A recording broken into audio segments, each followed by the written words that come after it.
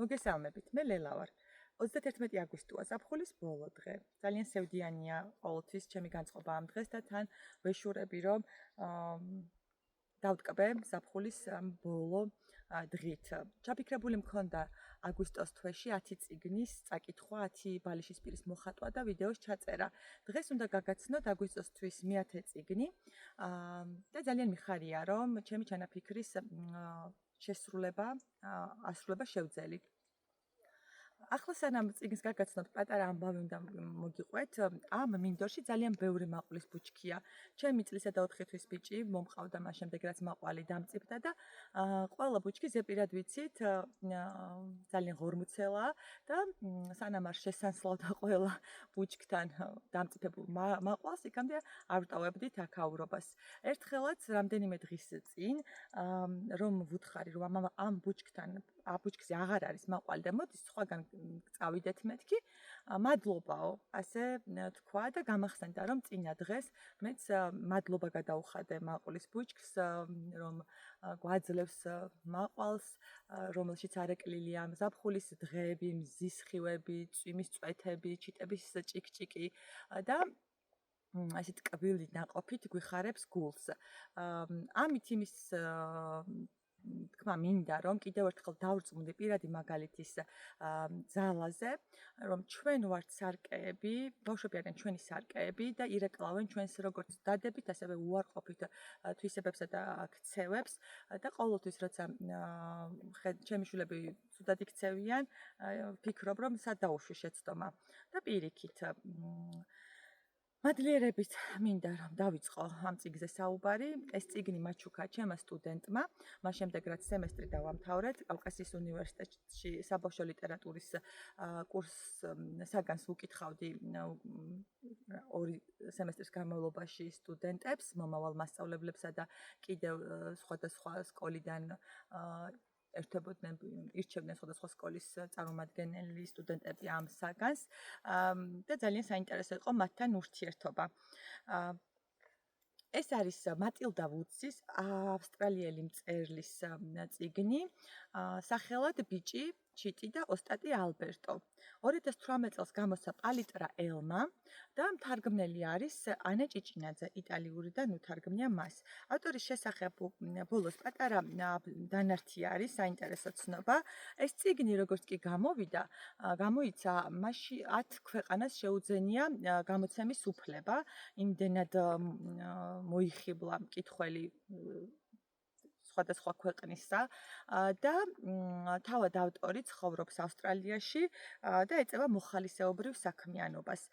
წიგნს აქვს ულამაზესი ილუსტრაციები და თითოეული გვერდი არის გაფორმებული წიგნის კითხვა სიამოვნებას განიჭებს კიდევ აი ამ ნახატების გამო. ამბავი ვითარდება ზღვისპირა ქალაქ ალორაში. ალორაში არის ყველაზე ფერადი სახლები და ზღვა მუდამ ხმაურობს, ტალღები ხეთქება სანაპიროს, სახლებს და ცვივა თევზები. ასეთი უცნაური ქალაქია. თუმცა ამ ფერად და ლამაზ ქალაქში ძალიან დიდი სევდა ტრიალებს მას შემდეგ, რაც შავი ჭირის გამო გარდაიცვლება ბევრი ადამიანი და ვეცნობით ჩვენ მთავარ პერსონაჟს, ოსტატ ალბერტოს, მას ცოლი და 3 შვილი გარდაეცვალა და ოსტატი 30 წლის განმავლობაში დუმარეთ ცხოვრობდა, თუმცა მის ცხოვრებაში შემოიჭრება პატარა ბიჭი, ტინო ბონიტო, რომელსაც ასევე დიდი ტკივილი აქვს გულში, დედა ჰყავს გარდაცვლილი და მეკუბოეა ალბერტო, მას შემდეგ მანამდე დურგალი იყო და სხვადასხვა ნივთებს თლიდა, ბავშვებისთვის ეთამაშოებს, მაგრამ პირადმა ტრაგედიამ მხოლოდ კუბოების დამზადება დატოვა მის ცხოვრებაში. ამ მარტოსული გულგატეხილი კაცის ცხოვრებას ტინო ბონიტო შეცვლის და ისინი საუკეთესო მეგობრები გახდებიან ერთმანეთისთვის. ეს არის, როდესაც ამ წიგნზე ვფიქრობდი, მახსენდებოდა პოეზია. პოეზიის კითხვისას ხომ რაღაც ისეთი შეგრძნება გვეუფლება მშვენიერების განცდა და თან გიჭირს რომ გამოხატო, გამოთქვა ის, რასაც განიცდი. სწორედ ასეთივე წიგნი არის ეს და ამბავი ძალიან დიდ ტრაგედიაზე, პირად ტრაგედიებზე, მაგრამ მოთხრობილი ულამაზესი ამბავია.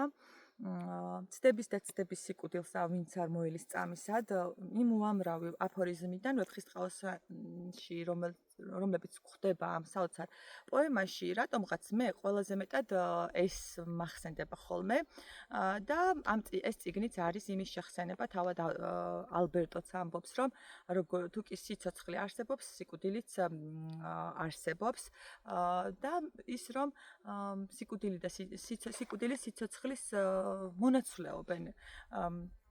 ცოტა რთულია ამაზე ასე დალაგებულად საუბარი, თუმცა პატარა ბავშვებს სჭირდებათ იმის გააზრება და ცოდნა, რომ ამ სამყაროში სიცოცხლესთან ერთად სიკვდილიც არის, რომელიც მოულოდნელად დგება ხოლმე ჩვენს ცხოვრებაში და ეს წიგნი ალბათ ძალიან დაეხმარება ადამიანს, ბავშვებს, მოზარდებს, ზრდასრულებს, რომ გაუმკლავდნენ ამ ყველაზე დიდ მტკივილს, რომელიც ცხოვრებაში თითოეული ჩვენგანს გველის. კიდევ არის ამ წიგნში ძალიან დიდი ძალადობა. ტინო ბონიტოს მამა არის მოძალადე, მას ცოლი გამოექცევა თავის ბავშვთან ერთად, ამ ბიჭთან ერთად და ისინი მათ ყოველთვის პოულობს ეს სასტიკი კაცი. აქ არის ორი ფრაზა, რომელიც მინდა წაგიკითხოთ და მიხვდებით როგორი სასტიკი ადამიანი არის ტინო ბონიტოს მამა. ახლა მისი ხმა მათრახის კაცუნივით გაისმა. ეს ამ კაცზე არის საუბარი და ბრაზისგან ტუჩზე. ისეთი ქაფი მოადგა, როგორც ქარიშხალ გამოვლილ ზღვას ადგება. როდესაც ხმა ასეთი მჭექარი არის ბრაზისგან და ადამიანს ასეთი ბრაზი მოიცავს, როგორ შეიძლება ეშინოდეს საკუთარ შვილს მამის, ეს უკვე ნათელი მაგალითია აღწერა, რომელსაც ავტორი გვთავაზობს. ოსტატი ალბერტოსთვის ხომ აქ არის კიდევ რომ ეს ბიჭი ამ ბიჭმა არ იცის წერა-კითხვა და ალბერტო მისთვის გახდება მამაც, მასწავლებელიც, მეგობარიც. ის ასწავლის მას კითხვას, წერა-კითხვას და უკითხავს ზღაპარს აისოლას მთის შესახებ. აისოლას მთა არის ისეთი რამ, რისაც ადამიანებს გჯერა წარმოუდგენელი რამ, მართლაც ზღაპრული სამყარო, სადაც ციდან ცვივა ბრჭყვალა თვლები, ცხვრები დაფრინავენ, ყველაფერი როლები შეცვლილი აქვთ ცხოველებსა და ბუნებას და ყველა მიელტვის რომ აისოლას მთაზე მივიდეს, თუმცა ადამიანები როგორც გვჩვევია ხოლმე სიხარბის გამო ამ აისოლას მთას მალე გადააქცევენ ერთ უდაბურ ადგილად. თუმცა აი ამ შიშს რომელთაც მოცული არის პატარა ბიჭი აისოლას მთა და ეს წიგნი, წითელყდიანი წიგნი, რომელიც ეკუთვნოდა ოსტატი ალბერტოს შვილს, გახდება მისთვის თავშესაფარი და მინდა რომ ეს თემაც წამოვწიო წინ, გამოვკვეთო ზღაპრის თხრობის მნიშვნელობა ბავშვის ცხოვრებაში. მეკუბოეს არ უნახავსო მას შემდეგ ბავშვი, ისეთი ბავშვი, რომელიც ისე ისრუტავდა ყველაფერს, როგორც ღრუბელიო, იმდენად მოწყურებული იყო სწავლას. და ფრაზა, რომელიც მინდა რომ გაგაცნოთ, არის ასეთი, ცოტა ვრცელი ფრაზა, რომ ნახატს გაჩვენებთ. ასეთი ნახატია. ალორა, ქალაქი ალორა დავხატე. და ფრაზას წაგიკითხავთ, რომელიც შევარჩიე. სკოლაში წასვლა შემეძლება? არა, მხოლოდ სკოლაში, ტიტო. არა მხოლოდ სკოლაში, ტიტო, შეგიძლია უნივერსიტეტში ჩააბარო. ტიტო გაოცდა, ეგ რა არის? ადგილი, სადაც სწავლობენ გემების აშენებას, სიცოცხლის გადარჩენას და სადაც მსოფლიოს რუკებს ხაზავენ.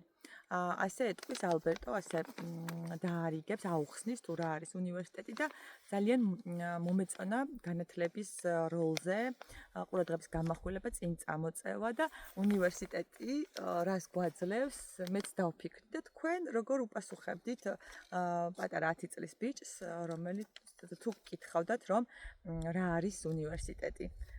გემების აშენება, სიცოცხლის გადარჩენა და მსოფლიოს რუკების დახაზვა. ვფიქრობ, ძალიან საინტერესო არჩევანი გაუკეთებია ავტორს, როდესაც ამას წერდა. აქვე მინდა გაგაცნოთ, მე ფუნთუშე, სახელი დამავიწყდა, უსაყვარლესი ადამიანი, ალბერტოს მეგობარი და ის ძალიან დიდ დახმარებას უწევს თავის მეგობარს, მიუხედავად იმისა, რომ ყავს ძალიან ჭორი კანაცოლი და მისი შიშით, რომ ჭორები არ გაავრცელოს ამ ქალმა, ყველაფერს ვერ აკეთებს, რისი სურვილიც აქვს, რომ მეგობარს დაეხმაროს. და კიდევ ერთი თემა, რომ კიდევ კინაღამ დამავიწყდა, რომელიც ამ წიგნში არის წამოწეული და გაშლილი ძალიან კარგად, ეს არის ჭორები. ავი ჭორები. აქ ცხოვრობს ორი და, რომლებიც ცხოვრობენ მათი ყოველდღიურობა მხოლოდ ჭორების გავრცელება, მოგონება არის და ეს კიდევ ბოლოს ამ ქალის ამ დების ენით მთელი ქალაქი აღიძვრება, რომ ამ ბიჭსა და ამ ოსტატს მოკლედ დაუშავოს რაღაცა, არ მინდა ყველაფერი გაგიმხილოთ და როგორი გავლენა აქვს ენას, ჩვენს ნათქვამს სიტყვებს, როგორი დიდი ძალა აქვს. ეს არის ჩემი ყველაზე დიდი საფიქრალი სწავლებისას და ვფიქრობ, ალბათ არ ვიცი, პირველი კლასიდან უნდა ვასწავლიდეთ ბავშვებს, რომ ენით დაკოდილი ესიგავი ძალიან მიყვარს და კიდევ უფრო სიღრმისეულად უნდა ვასწავლიდეთ საკუთარი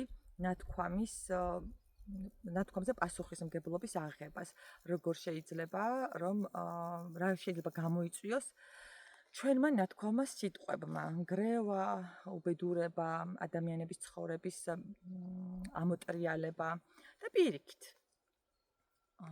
ამის აპირისპიროდ სიტყვას ასევე შეუძლია ძალიან ბევრი დადებითი გავლენა მოახდინოს ჩვენს ცხოვრებაზე. სულ ეს იყო.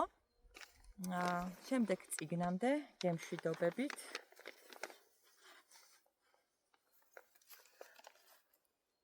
მადლობა და გთხოვთ შთაბეჭდილებები მომწერეთ ამ ვიდეო ჩანაწერების შესახებ რას ფიქრობთ.